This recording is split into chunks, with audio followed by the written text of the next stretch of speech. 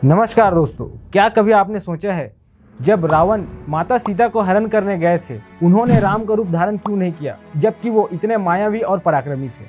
और क्या कभी ये जानने की कोशिश की है कि धीरेन्द्र कृष्ण शास्त्री यानी बागेश्वर सरकार के ऊपर लगने वाले आरोपों के पीछे की सच्चाई क्या है, या फिर ये जितने बाबा लोग हैं उनके पास क्या सच में कोई दिव्य शक्ति होती है जिससे लोगों की बीमारियां ठीक हो जाती है और मन की बात जान लेते हैं, या फिर ये लोगों की कहकर ले लेते हैं। इसके अलावा सुहानी जी, करण सिंह और संदीप माहेश्वरी जी भी माइंड रीडिंग करते हैं, आखिर कैसे। और एक समय था कि धीरेन्द्र कृष्ण शास्त्री के पास खाने तक को पैसे नहीं थे, लेकिन अचानक से इनके ऊपर इतनी कृपा कैसे हो गई कि वो वहां से यहाँ तक पहुँच गए। और क्या ये जितने बाबा लोग हैं क्या सब आपस में मिली भगत है, या फिर इनके बीच में भी विवाद होता है। और ये अंधविश्वास क्या सिर्फ हिंदू धर्मों में फैला है, या फिर अलग अलग धर्मों में भी इसी तरह का अंधविश्वास फैला है। और ये जितने भी बाबा लोग हैं क्या सच में कथावाचक है, या फिर ये लोगों को लूटने का व्यापार करते हैं। और ये भोली भाली जनता इनके झांसे में आखिर आ कैसे जाती है, ये सब जानेंगे आज की इस वीडियो में। इसलिए हम सिर्फ तथ्य बताएंगे, बाकी आप क्या सोचते हो वो हमें कमेंट जरूर करिएगा। गाइज, आपने सीता हरण के बाद मंदोदरी की कही वो बात तो जरूर सुनी होगी, जिसमें वो रावण से कहती है कि प्रभु, आपके पास तो इतने सारे दिव्य शक्ति हैं, आप चाहते तो श्री राम का रूप लेकर के भी सीता को हरने जा सकते थे। उसके जवाब में रावण कहता है कि अभी कुछ समय उपरांत कलयुग आने वाला है। दरअसल रावण के कहने का मतलब ये था कि कलयुग में लोग साधु की तरह तो रहेंगे, पर उनके अंदर काम, क्रोध, लोभ, मोह और अहंकार जैसी चीजें उनके अंदर होगी ही। और आज ना जाने ऐसे कितने ही बाबा आए और चले गए, क्या आसाराम और क्या राम रहीम। जब तक उनकी पोल नहीं खुली तब तक वो काफी श्रेष्ठ और ज्ञानी थे, लेकिन जैसे ही उनकी पोल खुली तो सभी कहने लगे कि ये तो रॉन्ग नंबर है। लेकिन हाल ही में कथावाचक धीरेन्द्र कृष्ण शास्त्री, जिन्हें लोग बागेश्वर धाम सरकार के नाम से भी जानते हैं, वो विवाद के भंवर में फंस चुके हैं, क्योंकि नागपुर में एक कार्यक्रम के दौरान उनके खिलाफ जादू टोना एक्ट के तहत कार्रवाई की मांग हुई है और चुनौती दी गई कि अगर वो सब के बारे में सब कुछ जान लेते हैं और बता देते हैं तो अंधश्रद्धा उन्मूलन समिति के सामने आए। अगर वो जीत गए तो उन्हें 30 लाख इनाम स्वरूप भेंट दिया जाएगा। लेकिन धीरेन्द्र शास्त्री ने यह चैलेंज स्वीकार नहीं किया और जो कार्यक्रम 13 जनवरी तक चलना था, वह कार्यक्रम 11 जनवरी को ही छोड़कर प्लान कर लिए। इसके अलावा कुछ लोगों का यह भी मानना है कि धीरेन्द्र कृष्ण शास्त्री यानी बागेश्वर सरकार काफी चमत्कारी पुरुष हैं। इसके अलावा बहुत से ऐसे लोग भी हैं जो इन्हें ढोंगी और पाखंडी बताते हैं। इस दुनिया में चमत्कार नाम की कोई चीज नहीं है। इस दुनिया में सबसे बड़ा चमत्कार मानव शरीर है। लेकिन वो जो पाखंड की दुकान चला रहा है उसके लिए उसे जेल जाना चाहिए। और उस बच्चे से कहता हूँ धीरेन्द्र से कि वाकई बच्चे तेरे अंदर योग्यता है तो इस चुनौती को स्वीकार कर। 30 लाख वो दे रहा, 10 लाख मैं भी दूंगा। इसके बावजूद भी उनके चमत्कार के चर्चे देश ही नहीं बल्कि विदेश में भी होते हैं। लेकिन महाराज धीरेन्द्र कृष्ण शास्त्री के कुछ बयान ऐसे हैं जिसने इस मामले को और भी गर्मा दिया, क्योंकि एक सिद्ध पुरुष को ऐसे भड़काऊ भाषण शायद नहीं देने चाहिए। अब जब निकल आए तो हाथी चले बाजार, कुत्ता भौंके हजार। और वो कह रहे थे कि हम 21 लाख रुपया ऐसा कुछ बता आओ ठटनी के बरो ले आवे, हम तो फ्री में बता देते आगे के लोग ठटनी को बरो ले आवे, हम ठटनी गाड़ दे भी उसकी। ये तो चलता ही रहता है, ये धर्म विरोधी लोग हैं। ये तो हुई हाल की घटना का बयान, लेकिन धीरेन्द्र कृष्ण शास्त्री के ऐसे और भी भड़काऊ बयान हैं जिनमें वो शब्दों की सीमा पार करते नजर आ रहे हैं। और शायद एक सिद्ध पुरुष को ऐसी भाषा या ऐसी बोली बिल्कुल भी शोभा नहीं देती है। वैष्णो देवी मंदिर जाने लगे, जिनके नाम के पीछे लिखो KHAN, बजाओ ताली। तो आपको नहीं लगता कि महाराज धीरेन्द्र कृष्ण शास्त्री सनातन धर्म को लेकर के लोगों को भड़का रहे हैं, जिसमें वो हिंदू मुस्लिम करते साफ नजर आ रहे हैं। सब हिंदू एक हो जाओ और पत्थर मारने वालों के घर पर बुलडोजर चलवाओ। हाँ, हाँ, और कुछ दिन बाद हम भी बुलडोजर खरीदने वाले हैं। अबे पैसा नहीं है इतना, वरना हम भी बुलडोजर खरीदेंगे और जो राम के काज पे और सनातनीय महात्माओं पर, संतों पर और भारतीय सनातनीय हिंदुओं पर पत्थर चलाएगा, हम बुलडोजर उसके घर पर चलाएंगे। वही दूसरे धर्म के लोगों के घर बुलडोजर चलवाने तक की बात कर रहे हैं। एक तरफ तो लोग कहते हैं कि हिंदू, मुस्लिम, सिख, ईसाई आपस में सब भाई भाई, लेकिन शास्त्री जी के ये भड़काऊ उपदेश जातिवाद के अलावा अलग अलग धर्मों को भी भड़का रहा है, क्योंकि हिंदू धर्म में सभी मजहब को, यहाँ तक के सभी मजहब के भगवान को समान रूप से पूजा जाता है। लेकिन ये महाराज तो सनातन धर्म का सहारा लेकर दूसरे मजहब के लोगों के खिलाफ विवाद खड़ा कर रहा है। खैर, आपको क्या लगता है बताना जरूर। कुछ कलमोहे ऐसे भी हैं जो चादर चढ़ाने जाते हैं, ऐसे कलमोहों को कहेंगे नक्कटा आगी के लगे। इसके अलावा धीरेन्द्र कृष्ण शास्त्री को लेकर लोग कहते हैं कि धीरेन्द्र कृष्ण शास्त्री को एक दिव्य शक्ति प्राप्त है, जिसके चलते वो लोगों की मन की बात जान लेते हैं और तो और बीमारी की सटीक जानकारी भी देते हैं। आखिर ये संभव कैसे है? कुछ लोग इसे माइंड रीडिंग कहते हैं तो कुछ लोग इसे हिप्नोटाइज कहते हैं। वैसे धीरेन्द्र कृष्ण शास्त्री का यह भी मानना है कि विज्ञान तो कुछ होता नहीं है, सब सनातन धर्म है। तो गाइज, अगर विज्ञान नहीं होता तो ये सैटेलाइट कहाँ से होता? इतने सारे सर्च रिसर्च, इतने सारे बीमारियों का इलाज कैसे संभव हो पाता? ये बात आपको जरूर सोचनी चाहिए। इस दुनिया में भगवान है ये तो सभी मानते हैं, और कहा जाता है कि जो डॉक्टर होते हैं वो भगवान का दूसरा रूप होते हैं। वही कुछ लोगों का दावा है कि बागेश्वर बालाजी धाम जाने से लोगों की बड़ी से बड़ी बीमारियां ठीक हो जाती है। अगर ऐसा है तो हमें इतनी बड़े बड़े डॉक्टरों की जरूरत क्या थी, ये भी सोचने वाली बात है। लेकिन अब जरा इस वीडियो को देखिए। और मार लगाई जाए, उठा उठा फेंका जाए और उठा के नीचे फेंक दिया जाए, उसे सिर में मारो उसके, और सिर में मारो इसके, और पागल करो इसे, इसी के ऊपर पटको, इसी के, तुम लोग चलो दूर, और मारो इसे।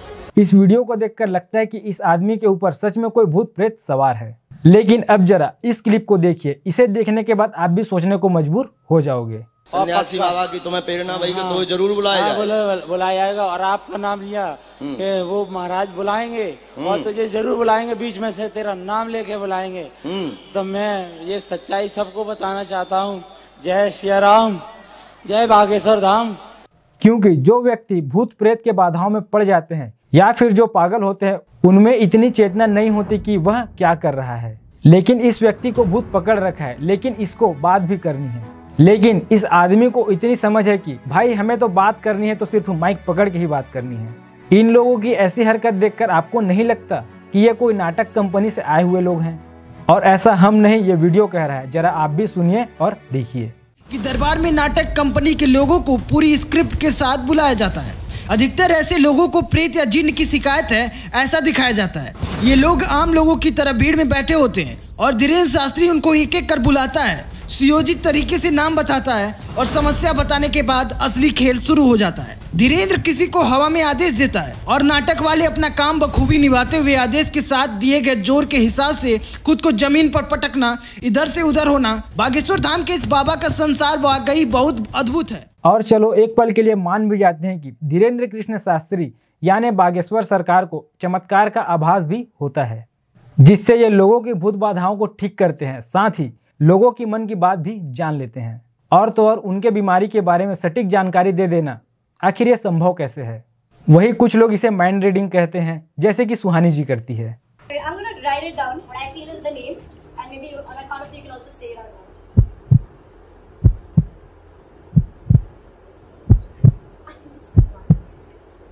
I'm going to show you the camera at the same time you say it, okay?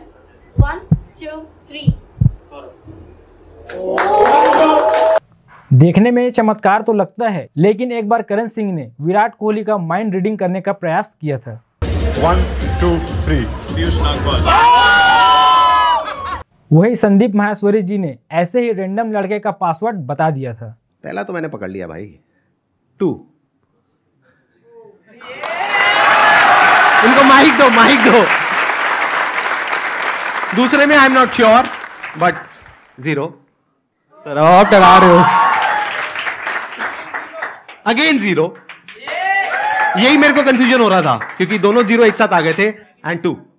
सुहानी जी, करण सिंह और संदीप माहेश्वरी जी जब माइंड रीडिंग कर सकते हैं तो शास्त्री जी ने जो कुछ भी किया वो शायद ऐसा ही है, लेकिन देखने में ये काफी एडवांस लगता है। अब ये कितना सच है कितना नहीं इसका हमें भी आइडिया नहीं है, ये तो वही जाने और वहाँ जाने वाले भक्त जाने।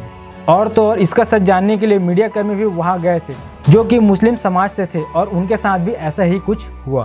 पूरे एमपी में अगर इनके बेटे का कोई नाम इस वक्त जानता होगा तो मैं जानता हूँ। पूरे एमपी में अगर कोई जानता होगा तो कोई नाम जानता होगा तो आप जानते होंगे। दूसरे बागेश्वर वाले बालाजी जाना तुम्हारे चाँदपुर खन की। लीजिए कैमरामैन नजीम अंसारी, आपका नाम है, आपके बेटे का नाम नवीद है, बढ़ेगा खुश रहेगा। लेकिन उस मीडिया कर्मी को इस बात से संतुष्टि नहीं हुई तो उन्होंने करण सिंह के पास जाकर इस बात की पुष्टि की। और हैरानी की बात यह है कि करण सिंह ने भी उनके बच्चे का नाम सही बता दिया। अब इस काम में शास्त्री जी कितना प्रो हैं ये तो वही जाने, भाई हम तो माइंड रीड करते नहीं हैं। इसके अलावा उनके दरबार में भूत प्रेत तक भगाए जाते हैं, जो नॉर्मली दूसरे मंदिरों में या दूसरे धर्मों के मंदिरों में भी भगाए जाते हैं। और मुख्य रूप से हनुमान जी के मंदिरों में ऐसा होता ही है, क्योंकि कहते हैं कि भूत पिशाच निकट नहीं आवे, महावीर जब नाम सुनावे।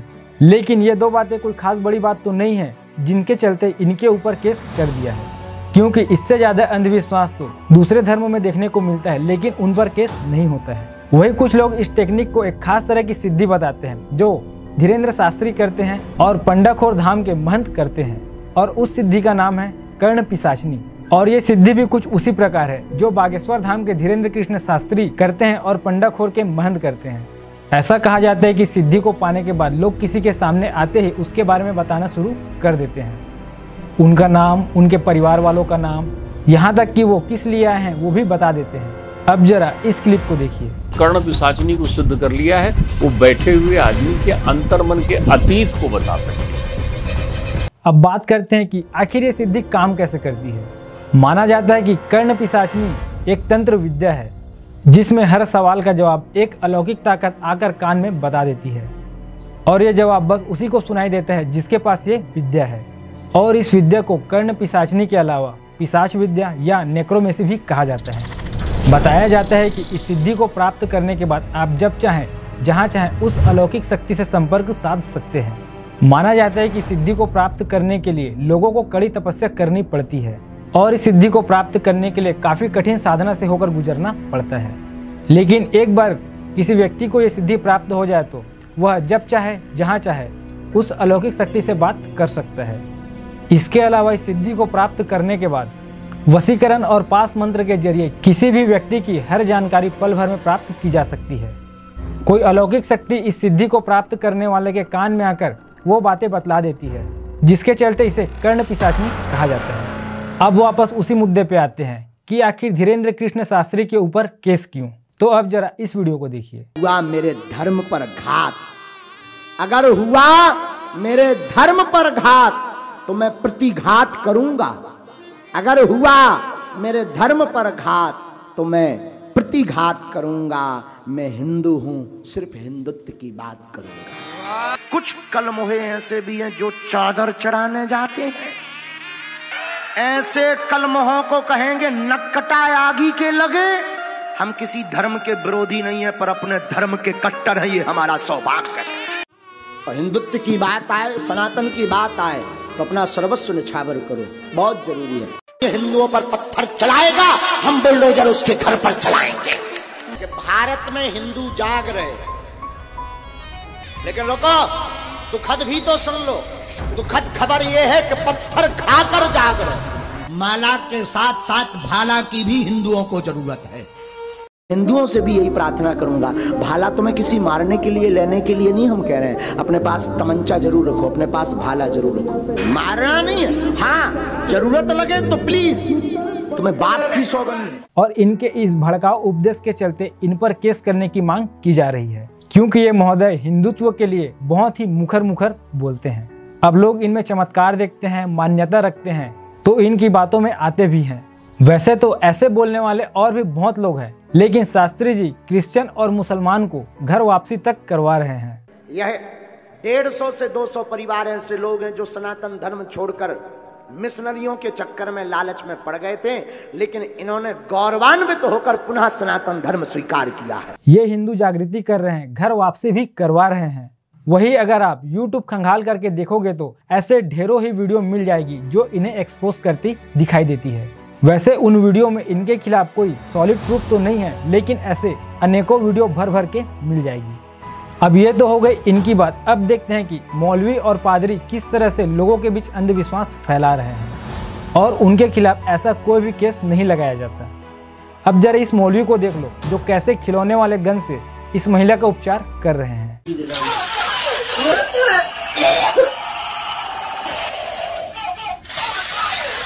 अब ये तो हो गई उनकी बात। अब देखो छोटे छोटे बच्चों को छत के ऊपर से फेंका जा रहा है उनको ठीक करने के लिए। Drop before being caught in a sheet by men. और सबसे बड़ी बात यह है कि ये सब हो रहा है महाराष्ट्र के सोलापुर में, जहां से ये ऑर्गेनाइजेशन जिसने महंत के ऊपर केस किया है वो रजिस्टर्ड भी है। और पता नहीं इसके बावजूद भी यहाँ पे कुछ क्यों नहीं हो रहा है और कोई ध्यान क्यों नहीं दे रहा है। अब ऐसा क्यों नहीं हो रहा है ये तो हमें पता नहीं, ये आप ही बताइए। अब ये भी देखिए जहाँ खुले रूप से चर्च के पादरी गूंगे को ठीक कर रहे हैं, वहीं यीशु के नाम से रीढ़ की हड्डी भी जुड़वा रहे हैं। सारी दर्द गायब होगी यीशु के नाम से। और इतना ही नहीं, हालेलुया बोल के भूत भी भगाया जा रहा है। Hallelujah, hallelujah, hallelujah, hallelujah.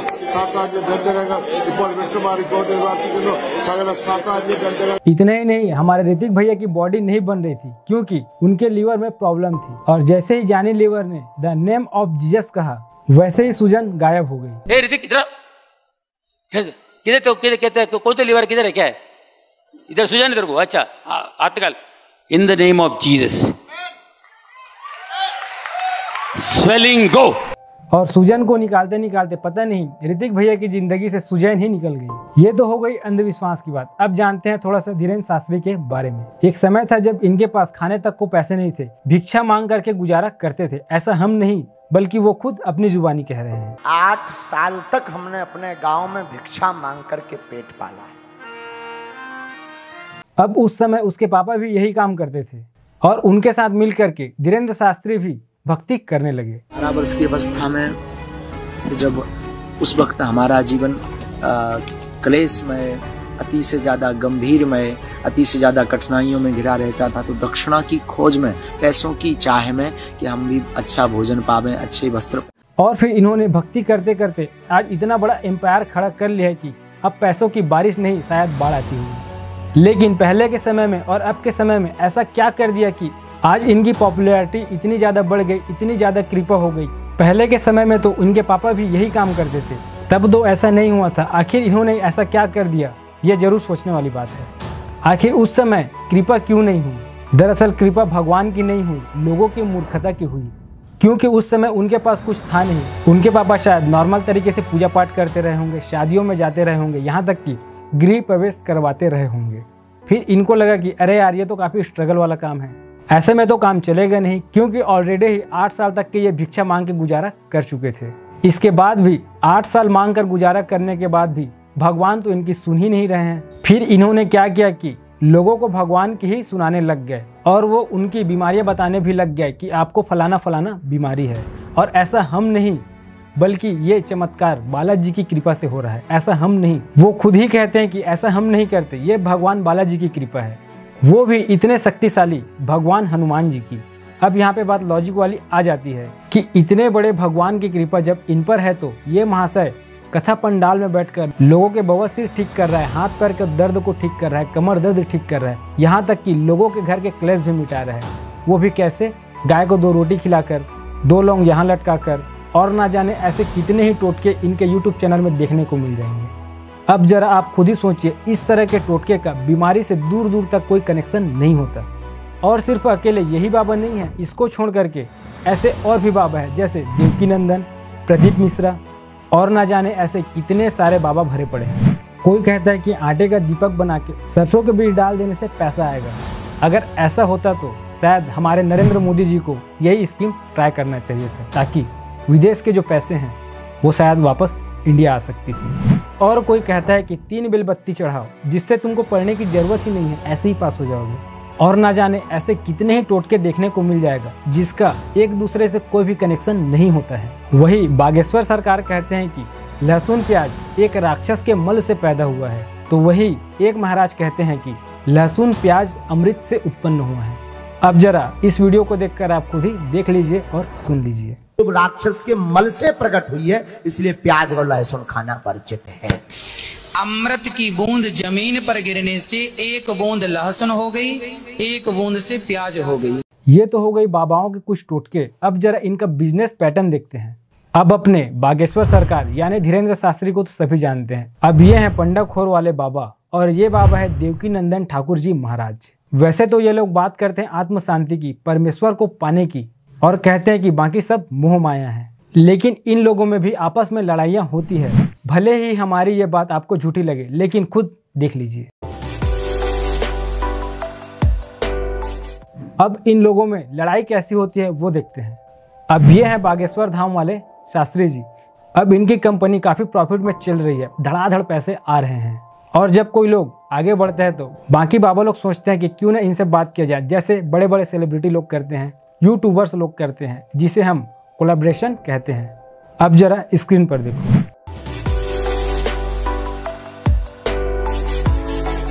कैसे बागेश्वर धाम वाले बाबा और देवकी नंदन ठाकुर जी महाराज आपस में बात कर रहे हैं। उसके बाद जो पंडाखोर वाले महाराज हैं उनको इन लोगों ने ऑफर दिया, लेकिन उन्होंने वो ऑफर एक्सेप्ट नहीं किया।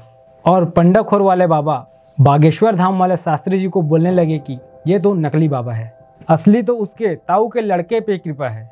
बागेश्वर बालाजी यानी धीरेन्द्र कृष्ण शास्त्री नकली हैं। भले आपको हमारी ये बात सुन के झूठी जरूर लगे, लेकिन अब जरा अपनी कानों से खुद ही सुनिए और आंखों से खुद ही देखिए। पंडित दिनेश शास्त्री जी गर्ग जी गढ़ा वाले, प्राचीन समय में इनसे ही दरबार प्रारंभ हुआ है और इस समय धीरेन्द्र पर चल रहा है।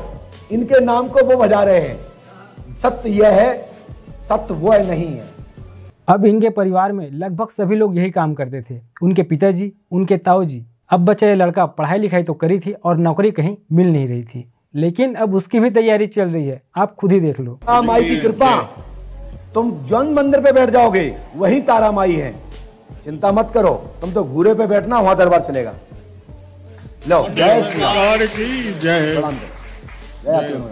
लेकिन इनकी बातों को देखकर एक बात समझ नहीं आती यार, कि कथा प्रवचन चल रहा है या फिर कोई बिजनेस। लेकिन आपको जानकर हैरानी होगी कि जो बागेश्वर धाम सरकार यानी धीरेन्द्र शास्त्री से पहले जो पंडाखोर सरकार है, पर्ची बनाने का काम वो करते थे। इस बीच एंट्री होता है 26 साल के धीरेन्द्र कृष्ण शास्त्री की।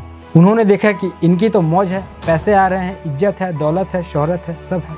लेकिन उसने सोचा कि इस चीज को जल्दी से जल्दी और ग्रो कैसे करे। फिर उन्होंने एक नया ट्रिक निकाला, खुद ही देख लो।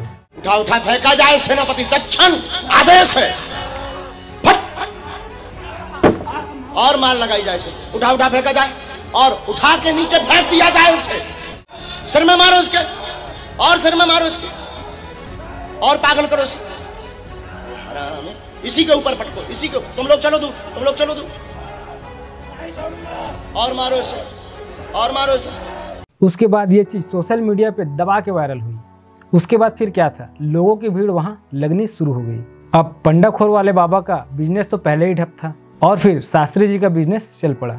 फिर उनके चाचा जी ने सोचा कि अरे यार, इनका बिजनेस तो अच्छे से फल फूल रहा है, अब उसको डिफेंस कैसे किया जाए। और फिर क्या था, उनके चाचा जी को बुलवाए, उनके भतीजों को बुलवाए, और इनकी सारी बातचीत आपके सामने है, इनके चैनल पर जाकर देख सकते हो। अब आप ही सोचिए, ये कोई आस्था है, शक्ति है, चमत्कार है, या किसी को कोई सिद्धि प्राप्त है, या फिर बालाजी की असीम कृपा इन पे है। अब इतना सब कुछ देखने के बाद तो लगता है कि ये लोग आपस में मिलकर लोगों को मूर्ख बना रहे हैं।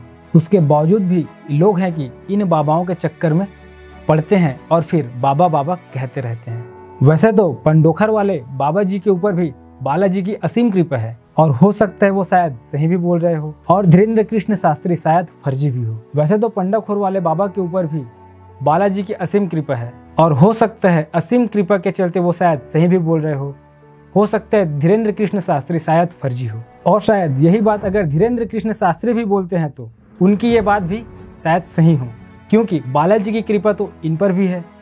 तो भाई इतना सब कुछ देखने के बाद तो यही लगता है कि ये आपस में सब मिली भगत है और लोगों को मूर्ख बनाते हैं। अगर आपको हमारी ये बात अब भी झूठी लगती है तो आप खुद ही सुन लीजिए धीरेन्द्र कृष्ण की जुबानी, आपको खुद यकीन हो जाएगा। अगर कोई कथा को बेच रहा है तो खरीदार कौन है? कौन खरीदता है? आप ही तो खरीद रहे हैं ना। हम अगर भागवत 50 लाख में बेच रहे तो आप ही खरीदते हैं, तो असली जिम्मेदार तो आप हैं। हम भले ही खूब दुकान सजा लें, आप ना खरीदो तो क्या हम खाक कर लें? अब इतना सब कुछ देखने के बाद आपको तो पता चल ही गया होगा कि इन्होंने दुकान खोल रखी है और इसके खरीदार आप ही हो, क्योंकि आपको आस्था चाहिए, भगवान चाहिए और ना जाने क्या क्या। तभी तो वो बेच रहे हैं, क्योंकि डिमांड है तो सप्लाई भी तो जरूरी है। अगर आप डिमांड करनी बंद कर दो तो सप्लाई अपने आप ही बंद हो जाएगी।